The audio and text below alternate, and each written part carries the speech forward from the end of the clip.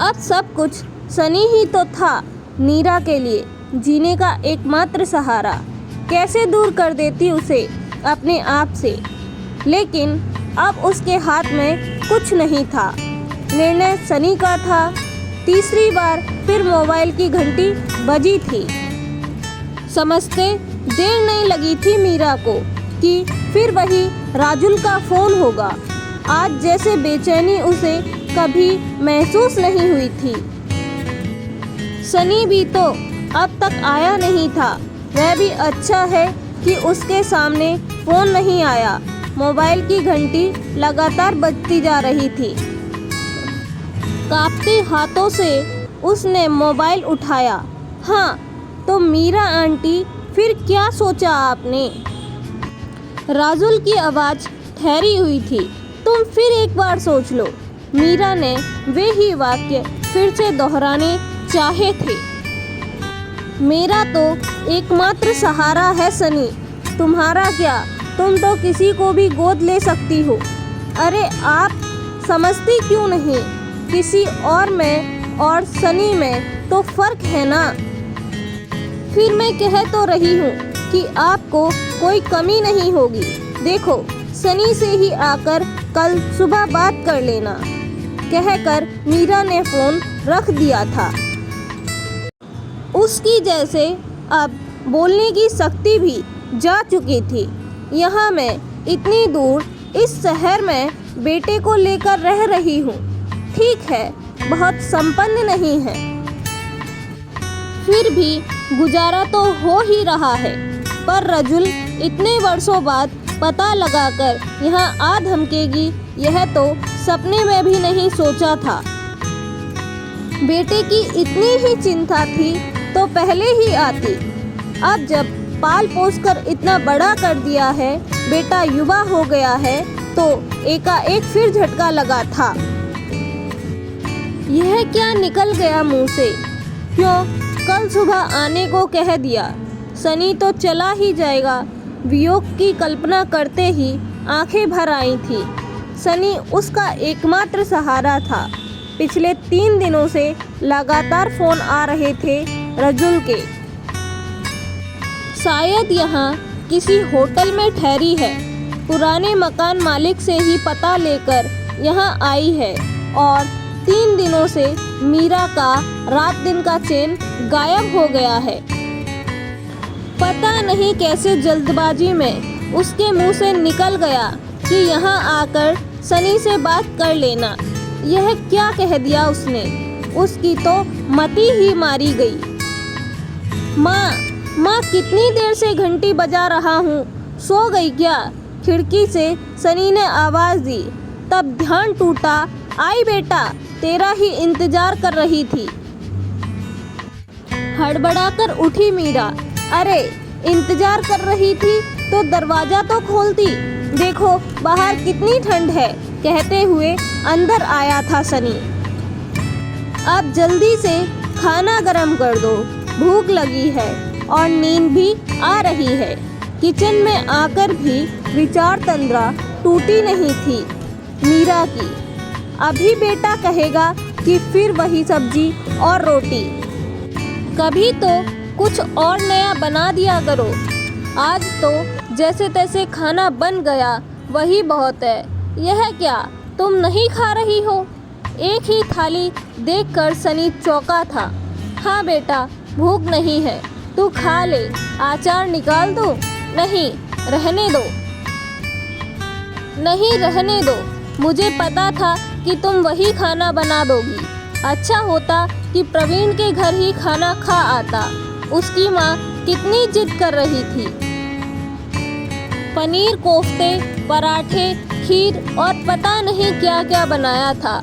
मीरा जैसे सुनकर भी सुन नहीं पा रही थी। माँ कहाँ खो गई? सनी की आवाज़ से फिर चौंक गई थी। पता है, प्रवीण का भी सिलेक्शन हो गया है। कोचिंग से फ़र्क तो पड़ता है ना। अब राजू, मोहन, सिरिर और प्रवीण सभी चले जाएंगे अच्छे कॉलेज में। बस मैं ही, हमारे पास भी इतना पैसा होता तो मैं भी कहीं अच्छी जगह पढ़ लेता। सनी का वही पुराना राग शुरू हो गया था।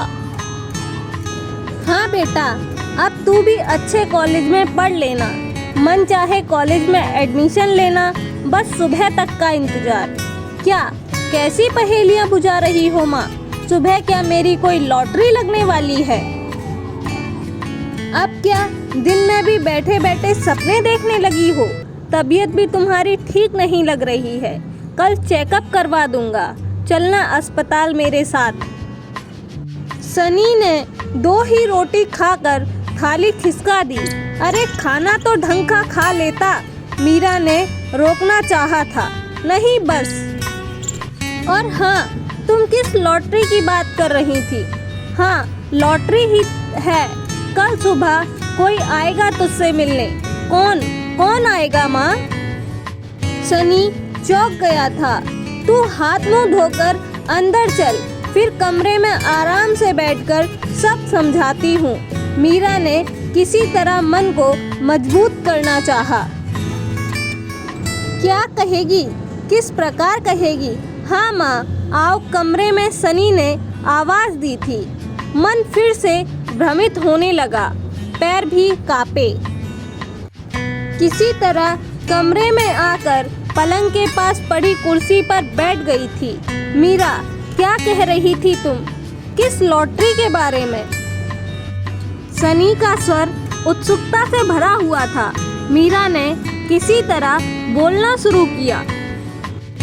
बेटा, आज मैं तुझे सब कुछ बता रही हूँ जो अब तक बता नहीं पाई।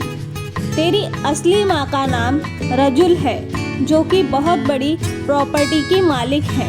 उनकी कोई और औलाद नहीं है। वे अब तुझे लेने आ रही हैं। यह कहते हुए गला भरा था मीरा का और आंसू छिपाने के लिए मुंह दूसरी ओर मोड़ लिया था।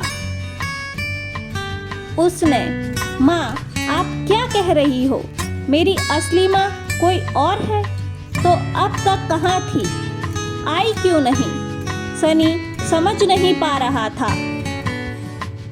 कि आज माँ को हुआ क्या है, क्यों इतनी बहकी बहकी बातें कर रही है।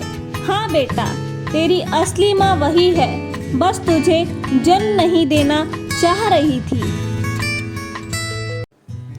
तो मैंने ही रोक दिया था और कहा था कि जो भी संतान होगी मैं ले लूँगी। मेरे भी कोई औलाद नहीं थी, मैं वही अस्पताल में नर्स थी। बस तुझे जन्म देकर और मुझे सौंपकर वह चली गई। अब तू जो भी समझ ले, हो सके तो मुझे माफ़ कर दे। मैंने अब तक तुझसे ये सब छिपाए रखा, मेरे लिए तू बेटे से भी बढ़कर है। बस अब और कुछ मत पूछ। यह कहते हुए वह फपक पड़ी। मीरा और जोर की रुलाई को रोकते हुए कमरे से बाहर निकल गई। अपने कमरे में आकर गिर रुलाई फूट पड़ी थी। सनी उसका बेटा इतने लाड़ प्यार से पाला उसे कल पराया हो जाएगा, सोचते ही कलेजा मुंह को आने लगता। कैसे जी पाएगी वह सनी के बिना? कितना दुख उसे अपने पति जोसेफ की आकस्मिक निधन पर भी नहीं हुआ था। तब तो यही सोचकर संतोष कर लिया था कि बेटा तो है उसके पास, उसके सहारे बची जिंदगी निकल जाएगी। यही सोचकर पुराना शहर छोड़कर यहाँ पर आकर अस्पताल में नौकरी कर ली थी। तब क्या पता था कि नियति ने उसके जीवन में सुख लिखा ही नहीं है। तभी तो आज रजुल पता लगाते हुए यहाँ आ धमकी। शायद वक्त को यही मंजूर होगा कि सनी को अच्छा संपन्न परिवार मिले, उसका करियर बने। तभी तो रजुल आ रही है। बेटा भी तो यही चाहता है कि उसे अच्छा कॉलेज मिले। अब कॉलेज क्या, रजुल तो उसे ऐसे ही कई फैक्ट्री का मालिक बना देगी। ठीक है, उसे तो खुश होना चाहिए। आखिर सनी की खुशी में ही तो उसकी भी खुशी है, और उसकी स्वयं की जिंदगी अब बची ही कितनी है, काट लेगी किसी तरह से। लेकिन अपने मन को लाख उपाय करके भी वह समझ नहीं पा रही थी। पुराने दिन फिर से सामने घूमने लगे थे। तब वह रजुल के पड़ोस में ही रहा करती थी। रजुल के पिता नगर के नामी व्यवसायी थे। उन्हीं के अस्पताल में वह नर्स की नौकरी कर रही थी। रजुल अपने पिता की एकमात्र संतान थी। खूब धूमधाम से उसकी शादी हुई, पर शादी के 4-5 माह बाद ही वह तलाक लेकर पिता के घर आ गई थी। तब उसे 3 माह का गर्भ था, इसलिए वह अबॉर्शन कराकर नई जिंदगी जीना चाह रही थी। इस काम के लिए मीरा से संपर्क किया गया।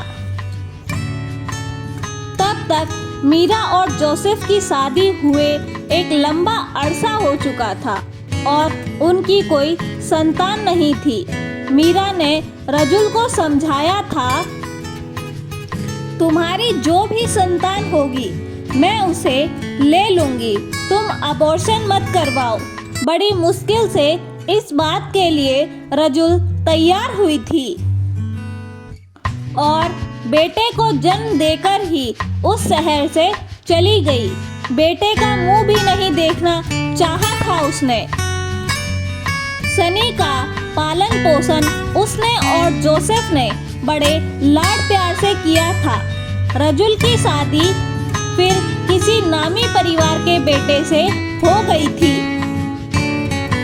और वह विदेश चली गई थी। यह तो उसे रजुल के फोन से ही मालूम पड़ा कि वहां उसके पति का निधन हो गया और अब वह अपनी जायदाद संभालने भारत आ गई है।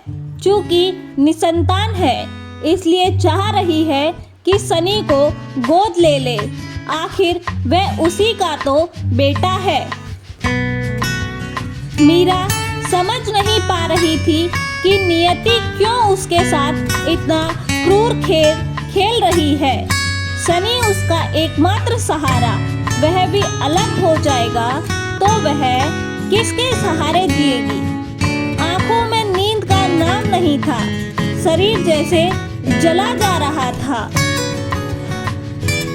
2 बार उठकर पानी पिया, सुबह उठकर रोज की तरह दूध लाने गई, चाय बनाई, सोचा कमरा थोड़ा ठीक ठाक कर दे, रजुल आती ही होगी, सनी को भी जगा दे। पर वह जागा हुआ ही था। उसे चाय थमाकर वह अपने कमरे में आ गई। बेटे को देखते ही कमजोर पड़ जाएगी। नहीं, वह रजुल के सामने भी नहीं जाएगी।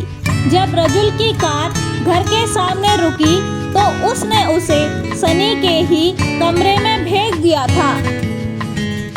ठीक है, माँ बेटा आपस में बात कर ले, अब उसका काम ही क्या है।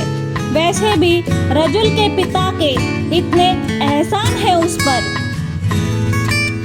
अब वह किस मुंह से सनी को रोक पाएगी, पर मन था कि मान ही नहीं रहा था और रजुल और सनी के वार्तालाप के शब्द पास के कमरे से उसके कानों में पड़ भी रहे थे। बस बेटा, अब मैं तुझे लेने आ गई हूँ। मीरा ने बताया था कि तू अपने करियर को लेकर बहुत चिंतित है, पर तुझे चिंता करने की कोई जरूरत नहीं। करोड़ों की जायदाद का मालिक होगा तू, रजुल कह रही थी। कौन बेटा, कैसी जायदाद? मैं अपनी माँ के साथ ही हूँ और यहीं रहूँगा। ठीक है, बहुत पैसा नहीं है हमारे पास, पर जो है हम खुश हैं। मेरी माँ ने मुझे पाल पोस कर बड़ा किया है और आप चाहती हैं कि इस उम्र में मैं उन्हें छोड़कर चल दूं। आप होती कौन है? आप होती कौन है मेरे करियर की चिंता करने वाली? कैसे सोच लिया आपने कि आपके साथ चल दूंगा? सनी का स्वर ऊंचा होता जा रहा था। इतने कठोर शब्द तो कभी नहीं बोलता था सनी। मीरा भी चौंकी थी। उधर रजुल का अनुनय भरा स्वर, बेटे तू मीरा की चिंता मत कर, उनकी सारी व्यवस्था मैं कर दूंगी। आखिर तू मेरा बेटा ही है ना? तो मैंने तुझे गोद दिया था ना, कानूनी रूप से तेरा गोदनामा हुआ है। मैं तेरी माँ हूँ। अदालत भी यही कहेगी कि मैं ही तेरी माँ हूँ। परिस्थितियाँ थी, मैंने तुझे अपने पास नहीं रख पाई। मीरा को मैं उसका खर्चा दे दूंगी। तू चाहेगा तो उसे भी साथ रख लेंगे। मुझे तेरे भविष्य की चिंता है। मैं तेरा अमेरिका में दाखिला करा दूंगी। यहाँ तुझे सड़ने नहीं दूंगी। तू मेरा ही बेटा है। मत कहिए मुझे बार बार बेटा। आप तो मुझे जन्म देने से पहले ही मारना चाहती थी। आपको तो मेरा मुंह देखना भी गवारा नहीं था। यह तो माँ ही थी जिन्होंने मुझे संभाला, और अब इस उम्र में वे आप पर आश्रित नहीं होंगी। मैं उनका बेटा, उनको संभालने वाला। आपको चिंता करने की जरूरत नहीं, समझी? और अब आप कृपा यहाँ से चली जाएं। आगे से कभी सोचना भी मत कि मैं आपके साथ चल दूंगा। सनी ने जैसे अपना निर्णय सुना दिया था। फिर रजुल शायद धीमे स्वर में रो भी रही थी। मीरा समझ नहीं पा रही थी कि क्या कह रही है। तभी सनी का तेज स्वर सुनाई दिया, मैं जो कुछ कह रहा हूँ आप समझ क्यों नहीं पा रही हैं? मैं कोई बिकाऊ कॉमोडिटी नहीं हूँ। फिर जब आपने मुझे मार ही दिया था तो अब क्यों आई है मुझे लेने? मैं बालिग हूँ। मुझे अपना भविष्य सोचने का हक है। आप चाहें तो आप भी हमारे साथ रह सकती हैं, पर मैं आपके साथ माँ को छोड़कर जाने वाला नहीं हूँ। आप मुझे भी समझने की कोशिश करें। मेरा अपना भी उत्तरदायित्व है। जिसने मुझे पाला पोसा बड़ा किया, मैं उसे इस उम्र में अंधकार में नहीं छोड़ सकता। कानून आपकी मदद नहीं करेगा। दुनिया में आपकी बदनामी अलग होगी। आप भी शांति से रहें, हमें भी रहने दें। आप मुझे समझने की कोशिश करें। अब मैं और कुछ कहूँ और अब सब निकल जाए मेरे मुंह से, मेरी रिक्वेस्ट है, आप चली जाएं। सुना नहीं आपने? सनी की आवाज फिर से तेज हो गई थी। इधर रजुल धड़ाम से दरवाजा बंद करते हुए निकल गई थी। फिर कार के जाने की आवाज आई। मीरा की जैसे रुकी सांसें फिर से लौट आई थी। सनी कमरे से बाहर आया और माँ के गले लग गया और बोला, मेरी माँ सिर्फ आप हो, कहीं नहीं जाऊंगा आपको छोड़कर। मीरा को लगा कि उसकी ममता जीत गई है। तो दोस्तों, आज की कहानी यहीं पर समाप्त होती है। दोस्तों, आपको यह कहानी कैसी लगी कृपया हमें कमेंट में अवश्य बताएं, और साथ ही आपको इस कहानी का कौन सा पार्ट बेहद अच्छा लगा कृपया कमेंट में लिखें और वीडियो को लाइक, शेयर और सब्सक्राइब करना ना भूलें। धन्यवाद दोस्तों।